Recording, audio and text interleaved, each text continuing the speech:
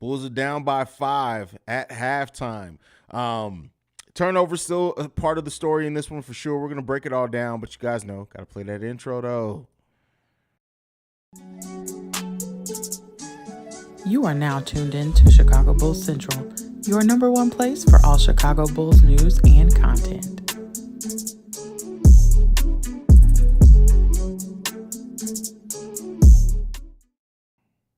All right, Bulls fans. So this is this game has gone back and forth. It's gone in the Bulls' favor. Sometimes they had a 5-point lead at one point. They allowed them to come back. They go into the halftime down by 4. The Bulls have not shot the ball well from 3, whereas the New Orleans Pelicans have, and that's really the differentiating factor in this game. This game has been played pretty even throughout, right? Let's take a look at it. The Bulls are shooting right now 51% overall from the field. Pelicans 45. Both the Pelicans have had 21 field goals. The Bulls have hit 23.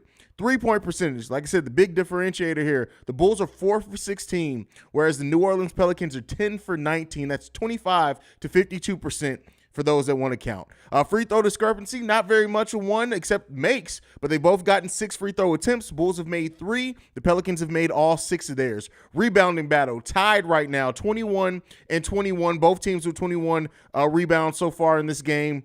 The turnover battle. The Bulls have 10 turnovers to the New Orleans Pelicans, 9 turnovers. But outside of that, everything else is pretty even. The Bulls with 13 assists to the Pelicans, 16. No blocks for the Bulls, 2 for the Pelicans. But everything else pretty close. This is a game that it's a close game. The Bulls are very much in this game, but much like last game, the fact that the Bulls are going in the half down by 5 leaves a lot to be desired so far, and especially when you look at Brandon Ingram, 2 for 10 for 7 points right now. CJ McCollum, 4 for 6 for 10 points. Murphy is actually leading the Pelicans in scoring, and then Vooch is leading us in scoring. He's 5 for 10 from the field overall, but DeMar scored 9 points in this. Zach LaVine scored 8 points. He's only 4 for 10 from the field. We know we can get better contributions from them, but the story of this game so far is that, oh Lord, the difference having Patrick Williams and Brandon Ingram makes. Have you guys seen the defense Patrick Williams has played on Brandon Ingram this game? I don't think Brandon Ingram has scored one time on Williams with Patrick Williams guarding him. That defense is making a huge difference. And then Derrick Jones Jr. playing solid defense on Brandon Ingram as well in this one. They are allowing everybody else to go off, though. Herb Jones, 2 for 2 from three-point range so far in this game. I already said Murphy, with getting the start with Zion out is really killing the Bulls, leading right now with 14 points, leading all scorers with 14 points on either side of the ball. This team, it's not playing quite the way that we wanted him to, but it seems like Zach LaVine's about to start getting in rhythm. And if that happens, things can definitely change for the Bulls big time. Let's go ahead and get into the comments. Herb Jones' face looks like it. Wow. Okay, right with the insults to start. Where's our energy? I think we played with pretty good energy. Honestly, the turnovers are what's killing us. The Bulls have had a lot of unforced turnovers. They need to get that under wrap for sure. MC Season and Steve-O both talking about Murphy. Steve-O saying somebody play up Murphy. And MC Season, Murphy's cooking. Yeah, he's definitely cooking. And the big homie says DeMar isn't getting any effort on defense at all. I can't say that stood out to me. I'm not saying you're wrong, but yeah. Shay saying Patrick Williams is giving Brandon Ingram some problems. Yeah, that boy is guarding Brandon Ingram very, very well. Steve-O, play inside out. Agree with you 100% wholeheartedly.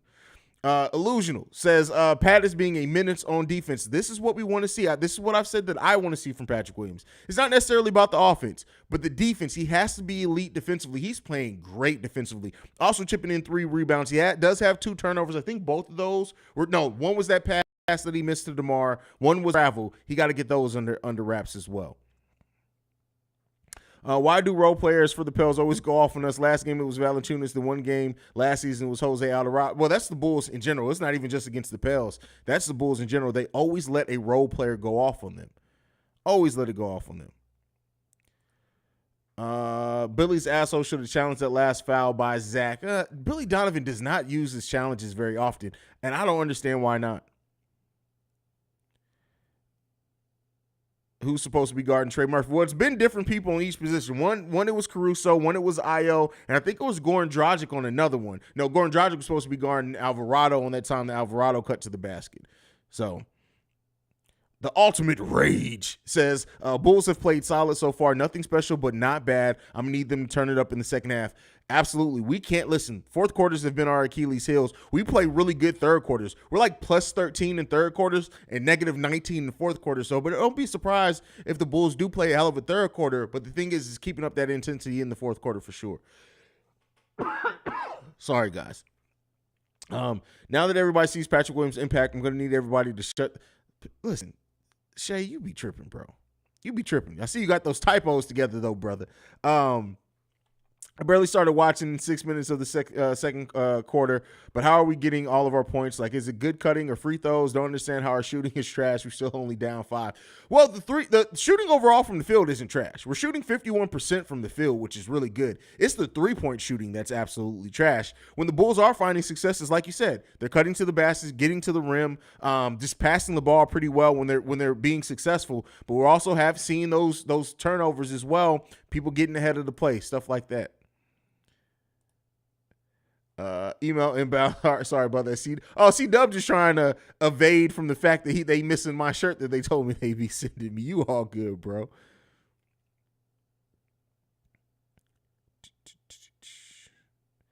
Trey Murphy is Jesus Christ himself. Nah, they'd be up by a lot more if that was the case. I'll tell you this right now. It would be terrible, Frenchie. It'd be terrible. Like, y'all got to stop killing and acting like everything's. Vooch is a big part. When the Bulls are successful, he's a big part of what's making us successful. He's leading the team in scoring. Y'all got to stop with that. If Pat just attacked sometimes instead of looking to pass, it would really help that offense when that lineup with DeMar and Vooch. Agreed. For example, the pass that Patrick Williams tried to make to DeMar on that fast break that turned into a turnover. Had Patrick Williams just taken that ball up, keep in mind, the big man, was it Valanciunas? I can't remember. Or it was Nance, I think, was a little bit behind Patrick Williams. Patrick Williams just takes that and takes off running. It's probably not a basket for a P. Will, but he probably catches DeMar slashing in that case. So Billy Donovan's starting to show some more emotion lately, if you haven't noticed. I still need him to do challenges a little bit more. Just a little bit more. Just a little bit more. Use those challenges, man. I know it burns up a timeout, but use those challenges, which is a stupid rule, too, by the way. If you have a successful challenge, you shouldn't lose a timeout. Maybe I'm just used to the NFL rules, but that's the NBA rules. Even if you win the challenge, you lose a timeout. That's stupid. That's just dumb.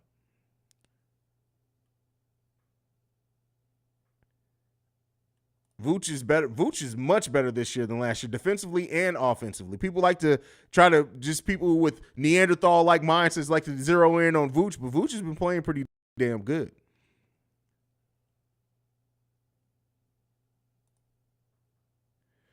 Billy better not bench P. Will for 8+ minutes like he typically has been doing. We need to let that kid play, build his confidence on the court. Well, they've been building his confidence slowly but surely. But if Billy Donovan sits Patrick Williams with the defense that P. Will's been playing on Brandon Ingram this game, hey, listen, that hot seat needs to start warming up.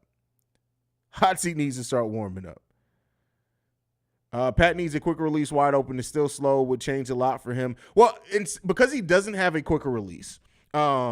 What P. Will does sometimes is he jumps a little bit higher and extends himself a little bit more, right? So that he does that at times, but he only does it when he has a lot of time. But if he's not going to have a quicker release, I would love to see that. Love to see that. And somebody said, no, I'm going to read the, where's this? He says, no, if you keep the timeout, no, you don't. I'm going to read the direct rule from the CBA from you on this one. This isn't to be an asshole. This is just to know each team has one challenge available per game. The NBA does not reward coaches for successful challenges, unlike the NFL and the MLB. If you use a challenge in order to initiate a challenge, a coach must burn a timeout. That's the only way to do it. You lose a timeout in the NBA if you do the challenge. You do. There's no way around that. Why does my son?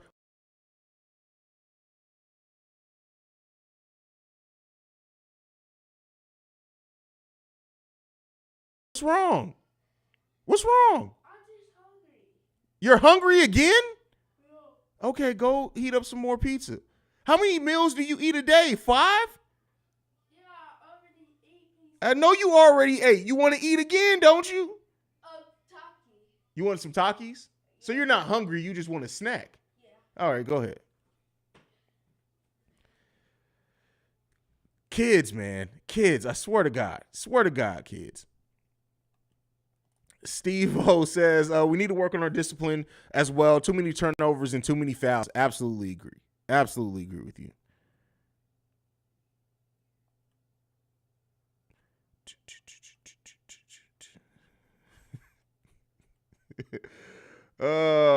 I'm hungry too for the Bulls to play better. Yeah, come on, man. Like, listen, sometimes my 9-year-old eats more than I do. And I'm just like, where the hell do you put this shit away at, bro? Like, shit crazy, bro. Shit's crazy.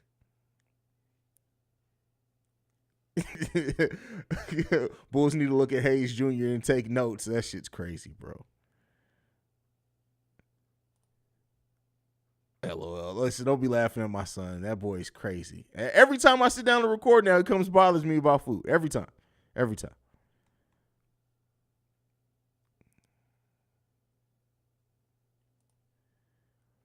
Coach doesn't use his timeouts wisely anyway. Sometimes his time's out be's too late. That I agree with as well. Billy Donovan is not. He's not the. And this is it. I don't mean some Bulls fans are going to take this and run with it, but Billy Donovan is not the best strategist, right? You see some coaches that use their timeouts as almost like just an additional part of the game plan, right? And Billy Donovan really just doesn't. Like he swallows the whistle sometimes, man.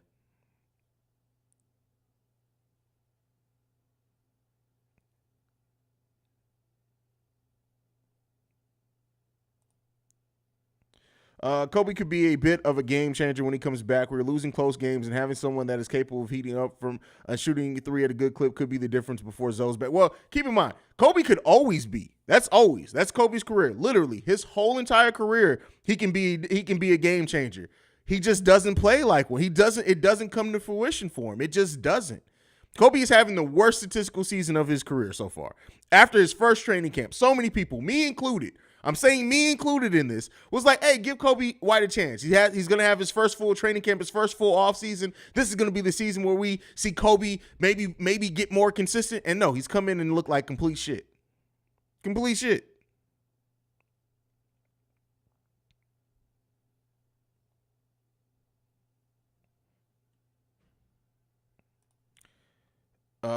Jay Glover, DeMar needs to get back to being DeMaring. What?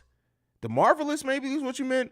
When do you think DeMar will get his groove back? He looks really off a lot lately. Hey, listen, I told you guys, I said it this last season, and people thought that I was batshit ass crazy. I don't know if DeMar is the DeMar of last season. We're getting into DeMar DeRozan right now, who at 33 years old is averaging 24 points per game, 4 rebounds, 4 assists, and he's the 24th player in the NBA with efficiency, with the efficiency rating. That may be it for DeMar. If DeMar may not be the 27, 28 points per game like he was last season, that just may not be DeMar this season. And then I also have said this before. I said this over in the pregame show. The officiating has changed the way that they officiate DeMar. The jury's out. They're not bailing DeMar out after 4 or 5 pump fakes and a jump shot plus the foul anymore. We're not seeing that for DeMar. And that may just be the DeMar we have this season. And he's going to have to adjust. But keep in mind, DeMar is still a hell of a player. 18th in the league in scoring so far. 24th in player efficiency rating. Like that, and that's still a damn good season. But the DeMar that we had last season probably isn't the DeMar we're getting this season. That is why Zach needs to step up. Why P. Will needs to step up. Why when Lonzo gets back, Lonzo taking the leap as well. Like all that is highly important for this team. Because we're probably never going to get that same DeMar we had last season again. And that's not a slight on him. That was DeMar's best statistical season of his career. It'd be crazy to think that a player pushing closer to 35 is going to have another career year. It's just probably not going to happen. I don't get it about Billy. The Vooch DeMar lineup should be played in and out. It's perfect. It's literally perfect. When Zach is with the bench, they play more outside because Zach and Goran is a threat. I agree. Listen, again, they're paying somebody millions of dollars to make these decisions. Do you think, Reginald Short, do you think the unforced errors are because of doing too much or not doing enough? Well, I actually talked about that on the pre-recorded video today. So the Bulls have upped their path. They went from being a team to, I don't want to say the wrong numbers, I think averaging 150 passes per game to so far this season, we're averaging almost 300 passes per game. that you're seeing the turnover ratio increase with that. So I really do think that it's maybe it's overpassing, but I just think it's an execution thing. I don't think they're necessarily doing too much. I don't think that they should be doing less. I think they just should be executing what they do better. And at times they get ahead of passes. At times they get ahead of themselves. Sometimes they make, like Alex Caruso tries some risky passes sometimes. Not just him. It's just the name that came to mind. They need to tighten those things up. I think it's an execution thing that's really going to help this team cut down those turnovers.